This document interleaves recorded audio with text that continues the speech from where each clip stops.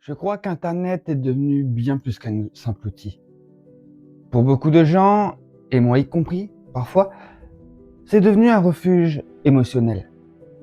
Un endroit où je vais quand le monde devient trop bruyant, trop lourd, ou simplement trop vide. Et je pense qu'on est nombreux à faire ça sans vraiment se rendre compte. On ouvre YouTube, TikTok, Discord, Spotify, un jeu, un live Twitch à 2 heures du matin. Pas forcément pour consommer du contenu, mais parfois juste pour ressentir une présence, pour avoir l'impression qu'il y a encore un peu de vie autour de nous. Parce qu'au fond, Internet a créé quelque chose d'incroyable.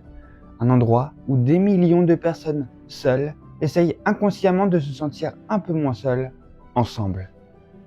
Yop tout le monde, c'est Nuglio, j'espère que vous allez tous très bien. Aujourd'hui, on se retrouve pour une toute nouvelle vidéo.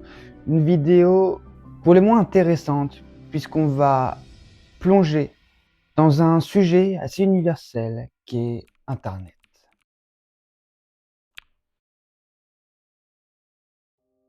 Je pense qu'on a tous déjà utilisé Internet pour fuir quelque chose.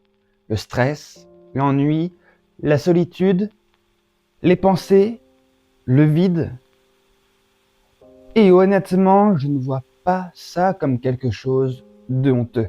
Parce que parfois, Internet m'a réellement aidé à respirer mentalement. Il y a des moments où une simple vidéo, une musique ou même un live en fond sonore peut calmer une sensation étrange qu'on n'arrive même pas à expliquer. Et je pense qu'on le sous-estime énormément. On parle souvent d'addiction aux écrans, mais beaucoup moins du fait qu'Internet est aussi un espace émotionnel. Un endroit où on va quand on ne sait plus trop où aller mentalement.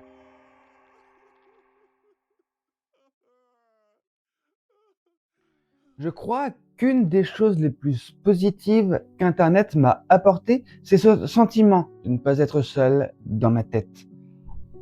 Avant Internet, certaines personnes grandissaient avec l'impression d'être bizarres, trop sensibles, trop silencieuses, trop rêveuses, trop différentes.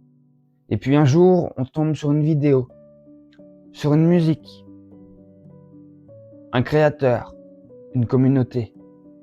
Et on réalise, attends, il y a d'autres gens qui ressentent ça aussi? Et ce moment-là, il peut vraiment faire du bien. Je pense sincèrement qu'Internet a aidé énormément de personnes à mieux se comprendre. Pas seulement socialement, mais aussi émotionnellement. Je trouve qu'on oublie souvent à quel point Internet a permis à certaines personnes d'exister. Dans la vraie vie, tout le monde n'arrive pas à parler facilement.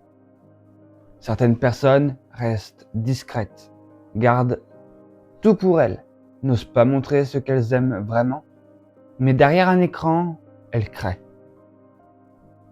Elles écrivent des textes, font des vidéos, dessinent, partagent leurs émotions, créent des univers entiers.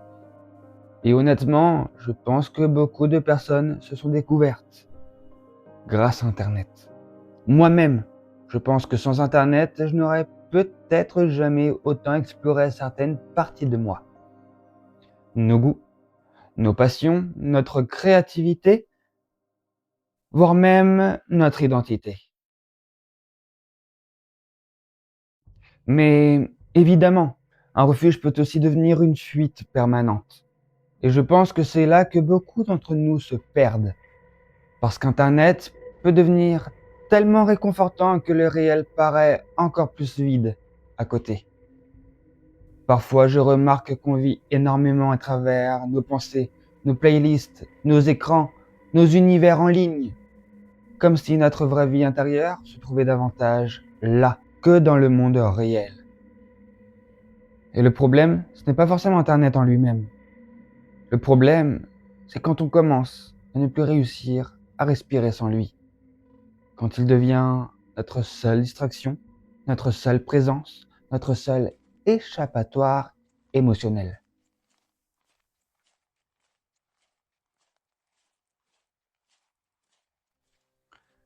Je pense que cette génération est beaucoup plus fatiguée émotionnellement qu'on ne le croit. Alors forcément, on cherche des refuges et Internet est devenu le plus accessible de tous. Parce qu'il est toujours là, à 3 heures du matin, dans le silence, dans les mauvais moments, dans les nuits où le cerveau refuse de s'éteindre. Et même si les réseaux sociaux peuvent être toxiques parfois, je trouve vraiment injuste de réduire Internet uniquement à ça. Parce que derrière les écrans, il y a aussi des passions qui naissent, des gens qui se comprennent, des artistes, des créateurs, des communautés, des personnes qui se sauvent mutuellement sans même le savoir.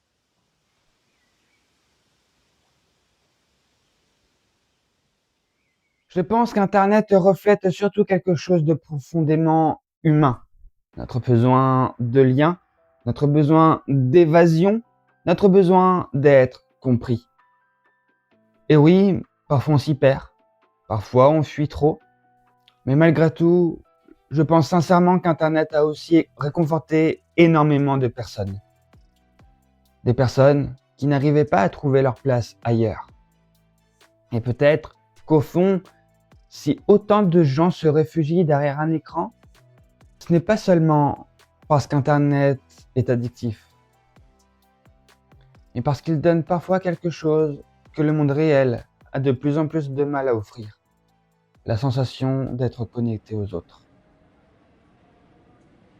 Sache que si la vidéo t'a parlé, tu peux laisser un petit like, t'abonner et activer la petite cloche pour ne rater aucune des prochaines vidéos.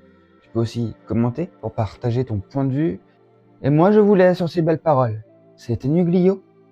Bye.